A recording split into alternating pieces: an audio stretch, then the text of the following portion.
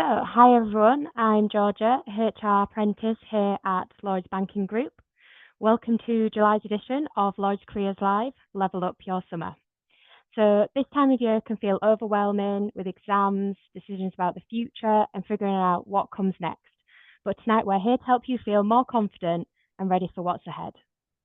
And I'm Phil, Senior Analyst in Transport at Lloyds. I'm thrilled to be co-hosting tonight's show with Georgia. And if you're thinking about work experience, exploring apprenticeships, or just trying to stay calm while juggling everything that comes your final year, you're not alone. This time of year can feel absolutely like a whirlwind with a big dollop of what's next. Something students across the country are probably all asking. But here's the good news. Tonight's session is all about helping you feel more in control, excited about what's ahead. We've got inspiring stories, expert advice, and practical tools to help you feel confident and ready to take your next step. So first up, we'll be joined by Ian Brown, our Early Careers and Youth Engagement Skills Lead. So Ian's going to be able to help us unlock the potential of your summer, how to find meaningful work experience, what kinds of opportunities are out there, and what to do if things don't quite go to plan. So with years of experience running workshops and events in schools, Ian's got a treasure trove of advice to help you make this summer count. Then we'll hear from Ben Tete, who was in your shoes not long ago. Now, Ben's going to share with you what happened, what helped him navigate the same summer, the practical steps he took, how he managed the nerves, and what it felt like stepping into the world of work for the first time as an apprentice. So his story will be full of golden tips and real life reassurance. And if you've ever wondered why sometimes you feel those butterflies in your stomach, or your mind starts racing with everything on your to-do list, you're not alone. There's a reason for it. We're joined by Jamie Otten, an occupational psychology graduate. Who's going to break down what anxiety really is, why our bodies react the way they do, and how understanding it can help you feel more in control. Then, to help you leave this session feeling calm, focused, and ready to take on whatever comes next, Paolo will guide us through a simple breathing exercise, a powerful tool you can use anytime you need to reset and focus. Now, before we get started with this evening's show, let's see if you all know how to use the chat function in Zoom by typing in where you're joining us from. I always find it really interesting to see what parts of the UK we're able to reach on these calls. I see. So we got Windsor, Watford, London, where it's going really fast now, Leicester, Slough, Hertfordshire, Cambridge, I was there a couple of weeks ago. Birmingham, that's where I am at the moment. Manchester. Have you got anyone abroad? All seems to be UK based at the minute. Newcastle's quite far though. Belgium, there's a Belgium. London, no, Wales. It's great to see all those places you come from. Well, now we know at least that you're familiar with the chat function. We've got a couple of quick polls for you to try. The first poll, on a scale of 1 to 5, to what extent do you really feel prepared for your final year in school? If you're not confident at all, maybe that's a 1. On the other end of the spectrum, if you could walk into an office right now, hosting meetings, chasing actions right away, maybe that's a 5. And I'm impressed with the audience we've got here because it seems like half of you reckon that you're middle of the way there, and some of you are ready to go. 5 out of 256, it seems. And not to worry if you're not, because over the course of this session, you'll be picking up some tips that will help you to feel more in control when you go into these office situations. Wow, it's great to see all those answers. Really interesting. So now we'll go on to our second question. Should load up in a minute. So on a scale of 1 to 5, how confident do you now feel about maintaining your mental health in your final year? Now, be honest with this one. This is all about helping you. So do you feel like you've got the tools to stay calm and focused when things get busy? If you're still figuring it out, that's totally fine. You might be a 1, but if you're feeling ready to take on the year with confidence, you might be a 5. Wherever you are, this session is here to support you.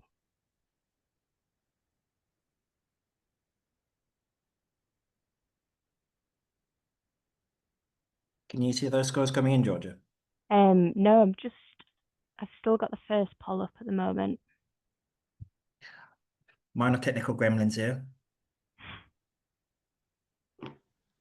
Hi guys, it's Ian here. So I I can just help you out here because I can see them on my screen. So in your second poll there, you've got around 30% in the middle, straight on a 3, sitting there as a 3, and then about 17% feeling super confident as a 5. We all need to borrow some of their confidence on this hot Tuesday afternoon, and just about 6% down there in a 1 as well.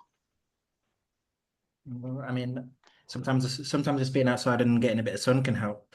So hopefully it's still a bit bright where you guys are tuning in from. So later in the show, we are going to check how these scores have changed. And at Lloyds, we do consider ourselves to be an inclusive employer in everything we do. So if you'd find it beneficial, you can enable closed captions right about now. And if you'd like more time to consider the content tonight, then the recording of this webinar will be in our Lloyds Early Career YouTube channel, probably around tomorrow. You can rewatch it all in there, along with a transcript of the show. And from time to time, we'll also open up to the Q&As and the chat. At certain points tonight, we'll also delve into the chat to see what common themes are emerging. We do really encourage you to relax into the show and listen carefully as we give out lots of important information that you can sometimes miss if you're busy thinking of questions. So without further ado, let's introduce our first guest for the evening, Ian, who's already chipped in a bit earlier, who's our early career and youth engagement skills lead. Ian, welcome. Hi. Another meeting. I know we keep meeting in virtual meetings, don't we, Phil? So there we go. I think I've just managed to clear the screen out of because I've got like a chat window, a Q&A, and everything else all going on at the same time. So I think I've managed to clear it now. So I'm fully with you. Perfect. So can you tell us about what your team does? Yeah, so we have one of the with lots of Lloyds people have got the longest job title in the world, but essentially if you think about what we do, is our role in Lloyds is to work with schools and work with young people who are generally under or at the age of 19, and it's about helping them to develop their skills, develop an understanding of who they are, develop an understanding of who we are as Lloyds Banking Group, and ultimately it's to make that journey and that transition from the end of education into the world of work as smooth as we can possibly make it. And your end of school might be transition from school straight into a job. It might be from school into an apprenticeship. It might be school to university and then into a job. It doesn't really matter. All we're fixated about is trying to make that journey for you as good as we can possibly make it. Right then. So I'm not going to ask you to put a number on it, but you must have worked with thousands, if not more, of students over the years. We do. You want to know the number? Yeah. Yeah. So we do. Well, we work for a bank, right? So we like to measure everything in there. So to give you a size and scale, if you think about a typical academy school will have somewhere in the region of 1,500 to 2,000 students in it. That's what you'll normally have in your school. In a given year, if we take 2024 for example, we will have worked with 112,000 students in Lloyds Banking Group. So just to put that in context about the size of a school. So it's a busy time. It's a busy time. I can imagine. So with all those students that you've worked through, what's one thing that you wish every one of those 112,000 from 2024 knew about work experience? Oh, about work experience. I think we have this kind of funny thing that goes on with work experience where it kind of crops up in year 10 and then everybody has a bit of a panic about, I need to get work experience. And then for some of you, it crops up in year 12. But I think the thing I wish everybody understood with work experience is it comes in many different forms, many different sizes. So it doesn't necessarily mean work experience is 1 week out somewhere. Work experience can come from lots of different things. But if I wished for one thing, it would be that everybody realized that they can start this earlier and as early as they want to, and they can do as much and as little as they want to as well throughout the time. A lot of it is that we tend to kind of react to how our schools organize things. So if our school says we're having a work experience week and it's 1 week of 5 days, we tend to think work experience must equal 5 days. In reality, work experience can be whatever you want it to be. And it's also about understanding, why do you want work experience? So what will work experience give you? So work experience might give you a flavor of different jobs.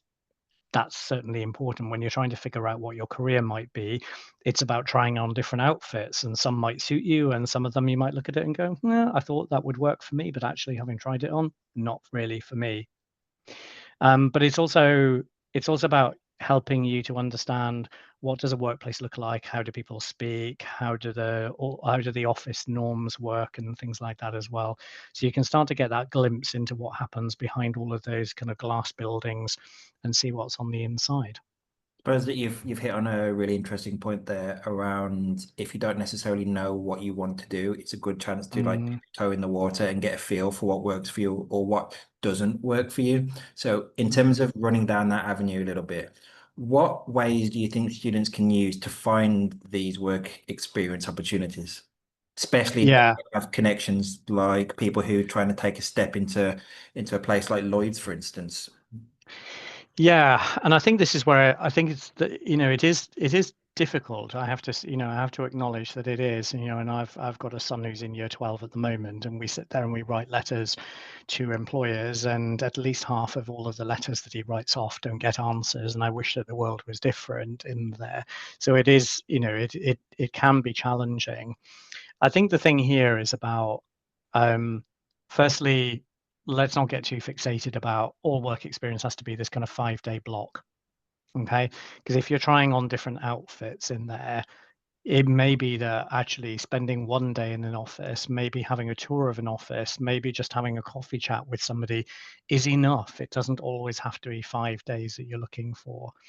But you can do virtual work experience is also really helpful, because that gives you a good sense of what different companies are about. It'll give you a good flavor of who the people are and whether you like them. A number of companies, including ourselves, run job simulations. So if, for example, you're going, I hear about data science, I don't know if it's going to be for me, I'm going to pick on your profession, for example, then on the Forage platform, so that's Forage platform, you can find job simulations from ourselves and from JP Morgan and various other big brands. And they may last for kind of like 6 or 7 hours. You can do them in your own time. You don't have to do them all in one go. And you actually try your hand at some of these jobs, and they're assessed tasks and all great. And you get a certificate at the end, which you can add to your Unifrog, add to your CV, and evidence that you've actually been doing all of this stuff as well in there. But it is just about, I think it's about trying to create a mix rather than trying to bet on one big thing. It's not a bet on one big block, but try and get a bit of a portfolio going on. Going back to, why do you want this? Why do you want to do work experience? You want to do work experience because it's going to help you. It's going to help you narrow down the wide range of career choices into things that are there. Will it help you with employers? Well, look, realistically, let's calm down. If you do a week work experience, it's not that you're going to necessarily acquire an expertise that they're going to leverage. What it's going to do is to help employers to understand how you've approached your job search and how you've locked in on the thing that you're actually applying for, and that's all. And that's why having lots of different experiences that helped you narrow it down can be actually more powerful than having one solid 1 week block in something that you then decide, I don't want to do that. Makes sense. So, on approaching the job search, a lot of students are going to feel nervous about applying full stop. And you already mentioned that your son might have experienced 50% or more of rejections. Mm. So how can we help students to overcome that initial nervousness and to continue to be confident in the face of adversity? Yeah, well, resilience as you go into this final year, that's what, this show is all about. Your resilience will certainly be tested. I wish it was different, and I wish every employer was like courteous enough to reply in there to you. I think one of the things here is about remembering that you can tap into lots of different experiences that you have as well. I think it's easy for us to forget that our skills show up in our hobbies, in our interests, in things that we do for our families. Some of you may be carers for younger siblings, and all of those things are also building useful skills that you can apply into the workplace. It doesn't really matter terribly that you don't get a certificate for looking after your younger brothers during the summer holidays and keeping them from fighting each other. Yeah, you're not going to get a certificate for doing that. But when it comes to doing an interview, An employer is simply going to ask you a question. Can you tell me about a time when you were given a specific responsibility and it was important that you did it well? And if your story is how you looked after younger brothers during the summer, that's perfectly fine. It might actually be better than, yes, I was given the responsibility of going to make the tea whilst I was on my work experience. It's all about demonstrating the skills. And for that, we have the Skills Builder framework, skillsbuilder.org, tell you all about the 8 skills in there, and lots of different ways of being able to develop those skills, including during this summer ahead. Thanks so much, Ian, for that insight. It's really been a great pleasure to hear it coming from the horse's mouth, from somebody who's spent so many years over the last few decades, if not more, helping students unlock their potential and taking their confident steps towards the future. Yeah, best of luck, guys. I'll see the rest of you in the chat and the Q&A, all right? Thanks, Ian. So before we go on to our next guest, let's take a quick look at where we are in the chat, and we'll look at the Q&A as well. Got quite a few questions coming in, which is brilliant. So I've seen a question around work experience and internships. So I just wanted to touch on this. So at Lloyds, we offer work experience for students in year 10 to 13, or the equivalent in Scotland. So for younger students, you apply for these through your school. And then when you're over 16, our available places are listed on Eventbrite. So right now, all our places are full for this summer for in-person work experience. But we are releasing additional places across the summer for employability skills work experience and specialist data skills work experience. And all of these will be advertised on our Eventbrite and our Fast Forward platform. So we're going to put the links in the chat to make it really easy for you all to be able to find both of these. And then as more event places are released, you can be at the front of the line and be really aware of all this stuff. Now, I've also seen a few of you are asking about internships too. So internships are a product we offer for students at university that are just getting ready to start their final year. Now, these places are limited. You apply for them typically in the autumn of the year before you undertake the internship. Currently, we don't offer internships for students still at school or college. However, though, this will be just when you're at university. Another common theme is around apprenticeships. Who can apply and when you can apply. We do offer a range of diverse types of apprenticeships. You can see them all on our website. At the moment, we're working towards vacancies for 2026 entry, and we're planning to open them in early October, with our assessments going on through into January, more or less aligned with the standard UCAS process that you should be aware of.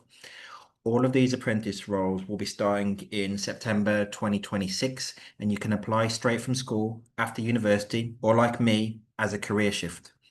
The minimum grades you need can differ from one apprenticeship to another, and we set those out carefully in every job advert.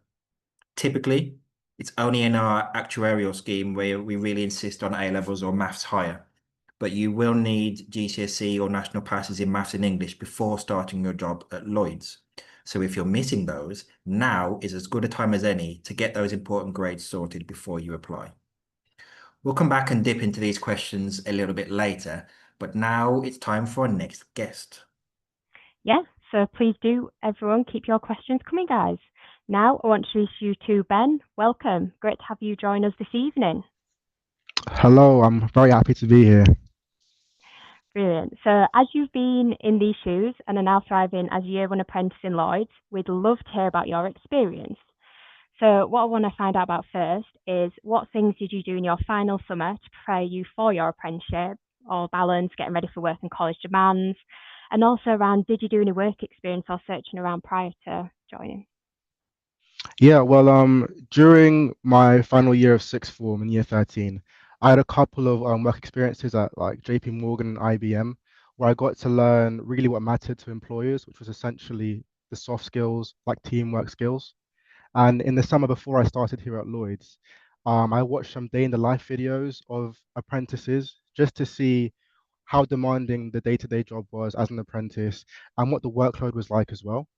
I also saw before I started that someone in the year above me was an apprentice here at Lloyd's. So I reached out to them on LinkedIn and asked them various questions about what working at Lloyd's was like and what I would expect when I started the job. No, that's really useful advice. I think it sounds like you came armed with all the information and experience ready to take on the role. So now, even though Lloyds didn't expect you to know everything, how did it feel stepping into a professional environment for the first time? Yeah, it was surprisingly easy. Like you said, no one expected me to know everything. In fact, no one expected me to know anything at all, really. So they were really good with understanding that you just came from sixth form, just came from school. And so using things such as Excel and all the different terminology that they use in the bank is not something that will just come to you off the bat. So knowing this, they had the resources to teach me about it and also give me the time I needed to actually understand what was going on, whether that would have been like walking me through certain concepts or processes, or even give me the time alone to go through it myself, which was really helpful.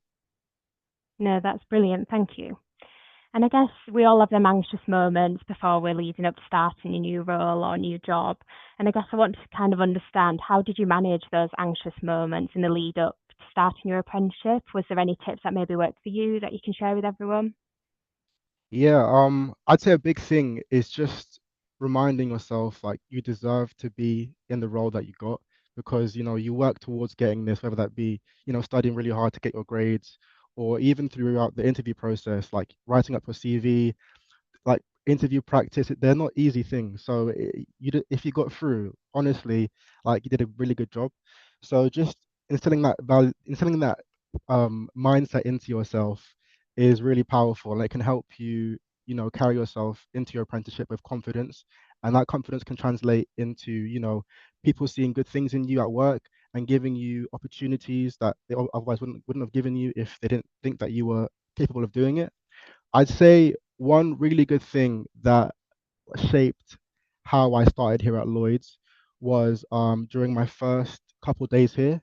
Basically, there was an opportunity to volunteer at Lloyd's partner charity, which is Crisis, who essentially look after the homeless.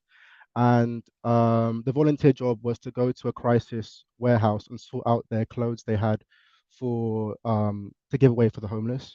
And I showed up there thinking that like I'd know some people that were there. When I showed up, no one else I knew was there. So it was literally just one other team who all knew each other, like a friendship group basically, and just me.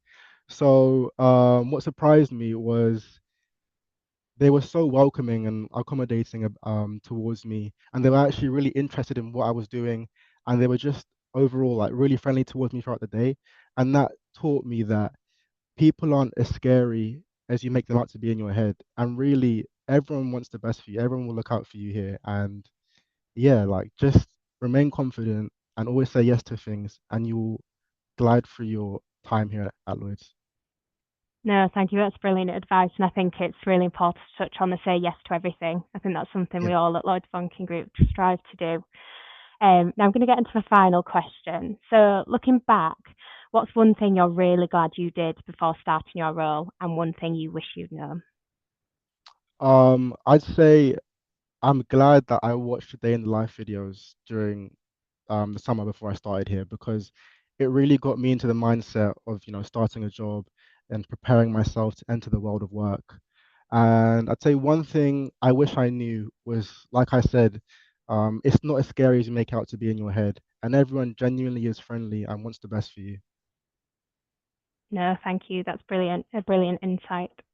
Yeah, no worries. Thank you for having me. Like Georgia said, really brilliant insight there from Ben. We're grateful for him sharing his real life journey. Remember, like me, he was like you just a few years ago. And just to hit on what he said about our charities, it is great to hear him talk around Crisis. We've raised over £1 million for them so far. And one of the recent events that I got involved with was the Crisis Cup, raising money through football. Can't really go wrong with that. And also consider taking his advice on board. When you have the chance, seek out former apprentices to get their insight. So as a reminder, you can put your questions in the chat where Myra and Ian are doing their absolute best to work through the hundreds and thousands that you've been popping at us. We often get asked then about the application process for Lloyds, and it's a good time to mention that over in our Lloyds Early YouTube career channel, you'll find all the back episodes of Lloyds Careers Live, including an excellent one on making your final year count. Now, of course, when we say final year, it could be year 13 or S5 or S6, wherever you're based in the UK, but it's packed full of really useful information Hints, tips, and practical experience from our apprentices on how they balance study versus applying to university and apprenticeships in that final year. Thank you, Phil. That's really useful. Now, let's move on to our next guest. Now, Jamie, just to start us off, can you please explain what an occupational psychologist actually is? Certainly. Thanks for having me on. So an occupational psychologist in its simplest form is just someone who brings psychology into the workplace in order to help people and solve problems. So they might be, for example, looking at the physical environment of the office and thinking, how can we make this space really inspiring? How can we give people the space that they need to do their work? Or they might be looking at a team dynamic and thinking, oh, this team could, if they maybe understood the way that they collaborate in their own dynamics, we can help them to collaborate better and have incredible results.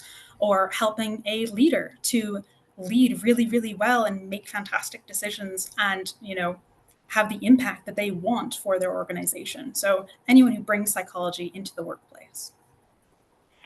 So now I've just got an interesting question for you. So when we feel nervous and sometimes feel queasy or our stomachs feel a bit funny, what is actually happening to our bodies and why does this happen?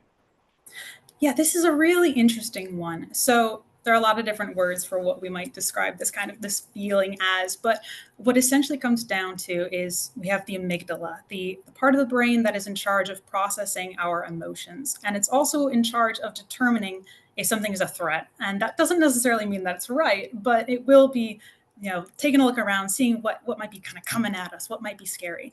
And if it sees something that it thinks is scary, it wakes up the sympathetic nervous system. It starts sending all these different signals across the brain and the body to release adrenaline, which will create all those physiological effects that we're so familiar with. It increases our heart rate, we start breathing harder, our digestion gets paused, we even get sort of temporary storage spaces where we have nutrients, and all that gets dumped into our bloodstream. And the reason why is because our body is trying to give us as much oxygen and as many nutrients as it possibly can so that we can respond to whatever the amygdala is panicking about. Now, that's great for a one-off, jump out of traffic or fight off a predator or something like that. But when that threat doesn't go away, having this, pedal to the metal, get all of our resources right now, it can cause some wear and tear. So it's quite difficult to interrupt this system because we get signals from the brain and also within the body pinging back and forth, all these worry signals going around, and we need to interrupt it. And the way that I think about this, and this is super silly, but the way that I think about this is like a pack of cheetahs. So I don't know if you're familiar, but cheetahs are like lesser cats, right? They can't even roar. They just sort of do this meow and everyone thinks they're scary, and they're really not. But they're fast, right? They can make those really fast reactions to things. But they're also really nervous and they're social. So they're always talking to each other, being like, are you panicking about something? Are you panicking about something? Because I think I should panic about something, right? And that's how our sympathetic nervous system is working. It's always talking to itself, pinging back and forth. And when we get this worry signal and it's pinging back and forth, these cheetahs can respond to something fast. But if it's something like an exam season, they're not exactly marathon runners, and they're definitely not good test takers. So we need to help them settle down. That's why we do things like breathing exercises, for example. We breathe in, breathe out, nice and slow. And that in itself is a signal. It's a calm signal. We breathe like that when we're calm. And that's kind of like the way that, cheetahs might be raised with like golden retrievers, if you've ever seen that. They get so nervous, they're talking to each other, being like, are we panicking? And the golden retriever is sitting there wagging his tail saying, no, not really. And that helps them to calm down. So when we take those deep breaths, we're sending our own signal. We're interrupting that positive feedback loop of those worry signals. And we give ourselves a chance to kind of get back into control and get the cheetah out of the test taker seat so we can do what we need to do. Wow, thank you. That is so interesting, Jamie. And thank you so much for joining us. It's really, really useful to understand why our bodies feel so many things when we're nervous. Really useful. Thank you. No problem at all. Yeah, thank you, Jamie. I didn't realize that was the reason behind the queasiness in my belly. There are so many different things happening. But let's say I feel this, and I don't really know how to calm down. Paolo, can you take us through an exercise to help? Hello, everyone. Yes, that's what I'm here for. Let's get those cheaters out of our brain. And yeah, I'll guide you through a quick exercise. But first of all, my name is Paolo. I'm also an apprentice in Lloyds, and I've been practicing mindfulness meditation since 2020. And that's not just a random year. Because if you will remember, 2020 looked something like this. Or well, to me at least it did, and that's that's not me actually, because I couldn't really go out back in 2020. But my mind back then was all over the place, and that's more like me back in 2020. Yeah, so probably was not the only one struggling in that period, but mindfulness really helped me find more focus back then. And yeah, so I'm here to talk to you a little bit about how that turned me into this nice and calm version of me. So if you never heard of it, mindfulness is the awareness of the moment. And it's basically being present in what is happening now instead of being lost in past memories or thinking about the worrying future that we might have ahead of us. And mindfulness is a skill, and it works like a muscle. So the more you train it, the better you get at it. And that's what meditation and breathing exercises come for. So if you want to get your body stronger, you go to the gym and you do a few push-ups. So that's exactly what we're gonna do. We want to get our minds stronger and more focused, and we go to the brain gym and we do some reps. So let's do some reps now, and we'll do a simple exercise that goes a long way though. Okay, so let's get into the mindset. Now we're gonna do a breathing exercise. We're gonna calm down, and we're gonna try to settle in your chair if you can. Try to get comfy, but don't slouch. Don't get overly comfy. So stay straight as well, but not stiff. Okay, so I'm gonna ask you to close your eyes, and I'm gonna close my camera because I'm gonna close my eyes as well, and I don't want you guys to look at me with my closed eyes for some reason. Don't ask me why. So let's do the breathing exercise now. So I hope you guys have got your eyes closed now. Now try and relax your eyes. Try and relax your shoulders. Soften your jaw.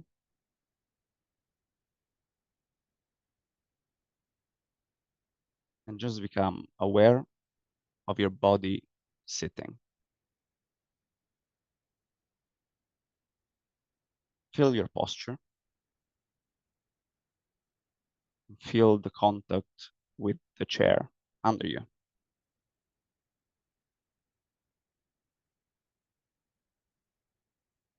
And as you become aware of your body posture, you might start noticing your body breathing.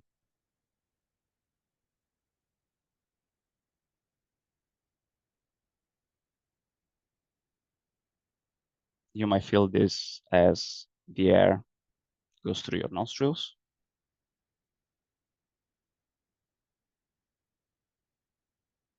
Or you might feel it in your chest or your abdomen moving.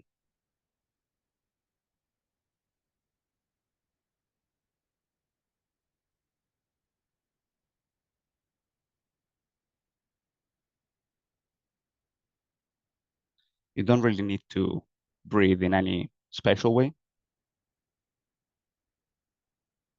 We're trying to exercise awareness. So just let the breath find its natural rhythm. And as you breathe in, know you're breathing in. And as you breathe out, know you're breathing out.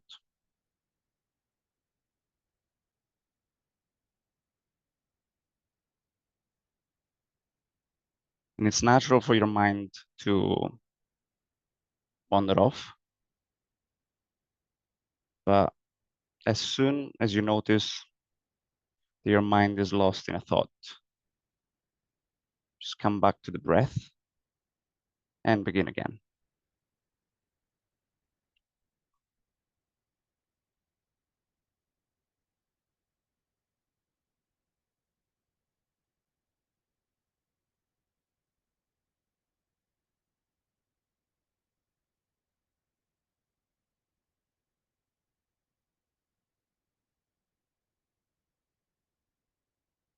Now you can slowly open your eyes.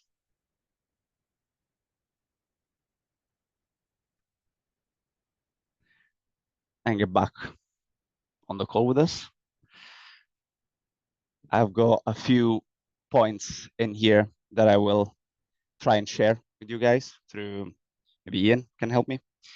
But yeah, that was a very simple breathing exercise. Thank you all for joining it and doing it with me. And that's definitely something important to remember and to try out during this year that is going to be quite stressful potentially. And to keep in mind, just in general, whenever you feel a little bit of stress, just take your time and ground yourself, watch your breath. Thank you, guys. Thank you, Paolo. Are you going to stay on for a couple of minutes so we can ask you a few questions? Sure. So I've got one for you that's been burning since you started talking. So you've just shown a really simple technique for getting involved with mindfulness, and I'm wondering, how long do you have to meditate before you start seeing benefits? That's it's a good question. It's a fair point, and I will tell you that I made the metaphor with training your body and training your doing push-ups and doing reps. And the results are going to show much faster. So a lot of scientific research has shown in recent years that it can take as little as 2-3 weeks of 5-10 minutes meditation per day to start seeing the results and feeling more grounded and more focused. And yeah, I mean, personally, I can tell you that back in 2020, when that was, that felt like my graduate year. It wasn't, but it felt like I was quite stressed. I lived there quite stressfully, the pandemic, like everyone, but I come from Italy, and back home situation was quite bad. So I found myself for the first time stressed, very stressed, and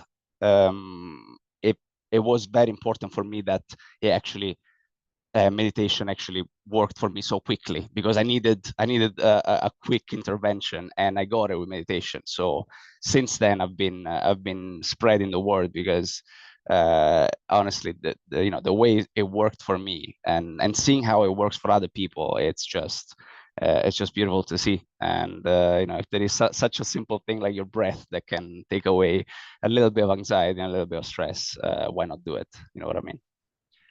Really appreciate the response. So again, going back to the session that you shared with us just now, which I'm hoping that some people did play along with and will get involved more in the future. We did that with a silent backdrop. Are there any options for any music to listen to as well, or does it have to be in a completely silent environment to still get the full benefits? The thing is that there is no rule really. Everyone will find different the way it works for them. For me, I like to sit down. I like to do it in the morning, and I like to be as quiet as possible. But then, for example, there are some meditation that are not too different from this, where you need to focus on what you hear. So there are literally infinite ways to do this. And if you like maybe a calming music, that could be definitely. I've heard a lot of people that do it with calming music, but it's entirely up to you how you decide. However it works best for you, that's the best way. Brilliant. So in terms of however it works for me, and the fact that we've got an option for doing it in silence, we've got an option for doing it with music playing in the background. What about an alternative to sitting? Is there anything like meditation through walking? Yes, that's a very good one. To be honest, walking meditation, I'm quite a newbie. I'm starting to trial that out. It is, I would say, personally, I find it quite difficult to manage to focus and entirely concentrate on my movement. But I've done some standing meditation, which is very interesting because then you can notice, all the eyes closed, standing meditation. Obviously, if you walk, open your eyes. That's an important distinction I should make. But if you're standing, you can keep your eyes closed, and you will notice that your body feels like it's waving, and that feels very calming as well. And it's quite cool to focus on that. So there are infinite positions. You can do it lying down. I would fall asleep personally. I fall asleep if I lie down and meditate, but you can do it in any position that you can think of. So I suppose if meditation gets you to the point where you are falling asleep and you do drift off, is that a bad meditation then?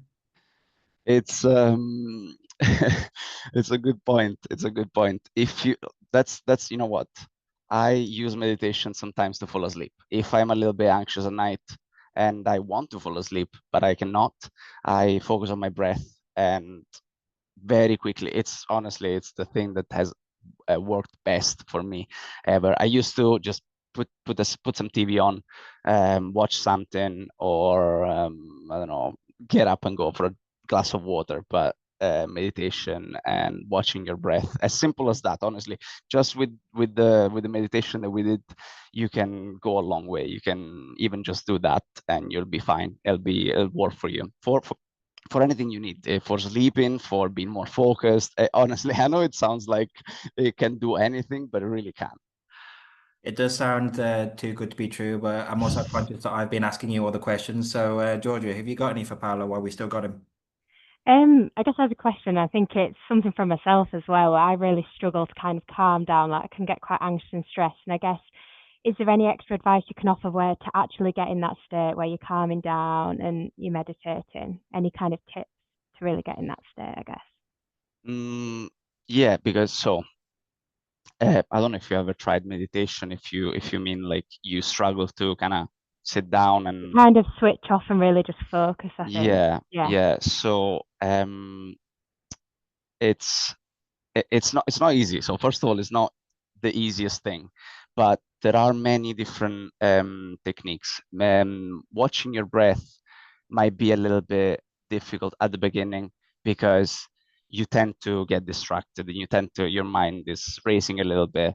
But the whole point of a meditation session is a practice. Is a practice to um, kind of teach your brain how to notice that you've wandered off and that your brain is thinking, is getting stressed about the future, is getting stressed about the exam that I just did. Any kind of stress usually is out, whether in the past or in the future, is not usually about the present moment. So watching your breath really teaches you to, whenever you get distracted, just go back to just whenever you realize you got distracted. It might take 5-10 minutes as well. Sometimes I wander off in a thought while I'm meditating and the whole meditation session is finished. But whenever you realize that you've wandered off, just go back to your breath and begin again.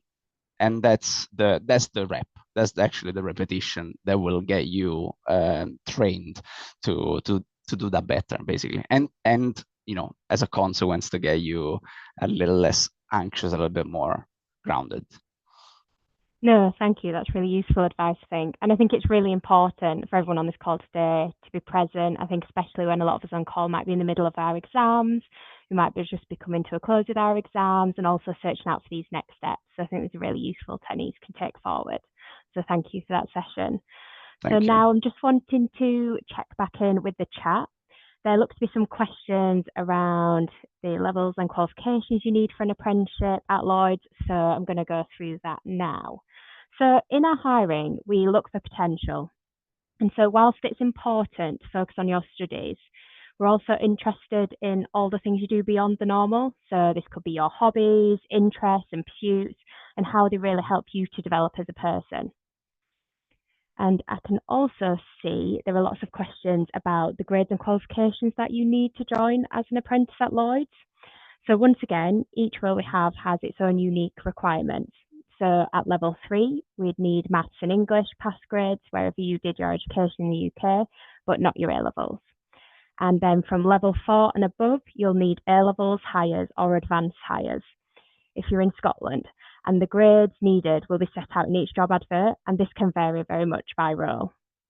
And we generally don't mind what subjects you've studied, but we do want you to research the job carefully. We want you to know it's the right apprenticeship for you. We want you to be able to answer why this apprenticeship and whatnot. And there are also some questions about the assessment stages, and we've done a whole show on that, so I'd recommend you check that out on our YouTube channel. But rest assured, we will guide you through every step of this process. Thanks, Georgia. And finally, we've got a few more questions on what happens if you studied at school overseas and about visas, which can be complex. If you studied at school overseas, then there is an organization called ENIC that will help you translate those qualifications into ones recognized here in the UK. If that applies to you, it's a really good idea to start this process early so there are no gaps or delays in showing you have GCSE equivalent of maths and English. And as of right now, we don't offer visa sponsorship for apprenticeships. Thanks, Phil. Wow, we've covered so much ground this evening, but the good news is if you've missed anything this evening or just want a little time to go over everything one more time, then from tomorrow we'll upload the recording of tonight's show into the Lloyds Early Careers YouTube channel. And there you'll also find all the past episodes of Lloyds Careers Live, and as we come towards the end of our 3rd season, there's a lot to learn from all those videos. Now, looking a little ahead this autumn, we'll be bringing back Skills Fest. So now these are weekend events where you'll get the chance to come in, you can bring your parents too, and try your hand at some jobs we have at Lloyds and see inside our office buildings. Now, Skills Fest will be coming to Bristol, Leeds, Edinburgh, London and Halifax this autumn with hundreds of tickets. All you need to do is subscribe to our Eventbrite channel or register with Faster Forwards and we'll alert you when tickets are released. Right then. So at the start of the show, we kicked off things by asking, on a scale from 1 to 5, to what extent do you feel prepared for your final year in school? If you're still figuring things out, maybe you're still at a 1, and that's totally okay. But if you feel like you could walk into any workplace tomorrow with confidence, you might now be a 5. So let us know how you're feeling. I can see quite a few 4s there. It's gone up from before, and not so many people who don't feel prepared. So we've done a good job here, I feel.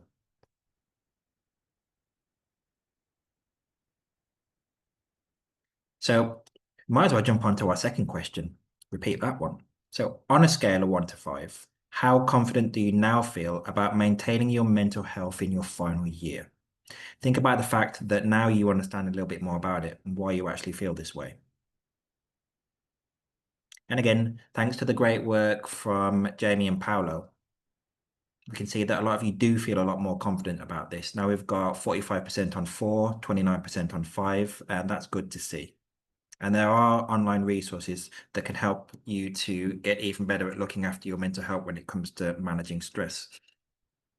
So it's fantastic to see that tonight's live stream has helped so many of you.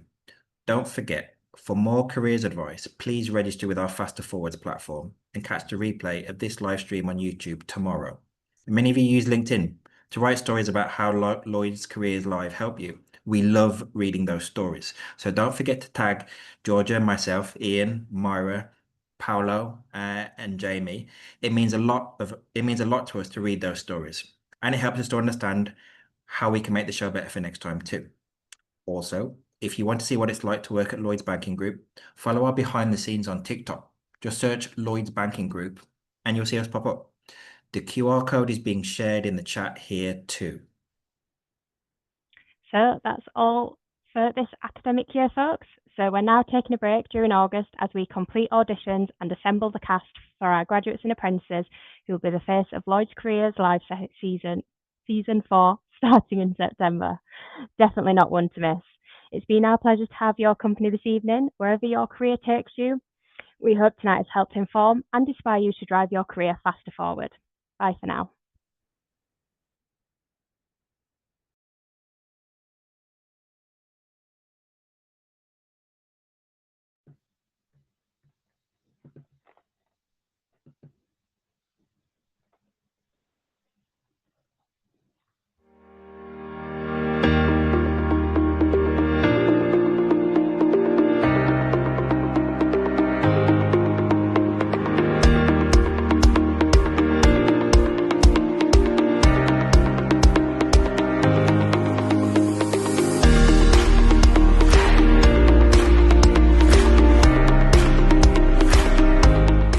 Lloyds Bank is hosting Skills Fest to invite hundreds of parents and students into our offices to understand what our work life really looks like, what our culture is, and all of the opportunities that lie ahead of those students in their early careers potentially, whether that be apprenticeships or graduate schemes that they might want to go on to in the future. Our aim is really to inspire these individuals and open their eyes to all of the opportunities that may lay ahead of them. I think events like this are really important for students and their parents so that they can come in and experience what it's like to be in one of our Lloyds Banking Group offices. They can find out more about what it is like to work here and hear from real life colleagues that be able to tell them all about their own experience.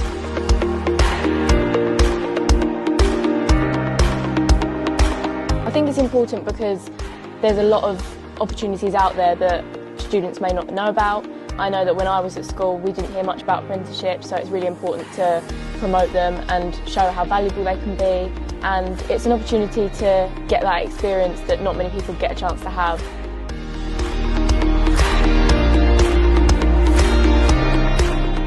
I think what we're after with Skills Fest is to start that growth journey for students, to kind of just start them off on a trajectory of realising that whatever it is that they want to achieve, they have it within their power and within their gift to be able to change the course of their life. And we want them to imagine what's next. You know, it is the phrase that we use for that, because it's through imagination that they can then start to be creative and then see the art of the possible and then take the right moves in order to achieve what they really want in life.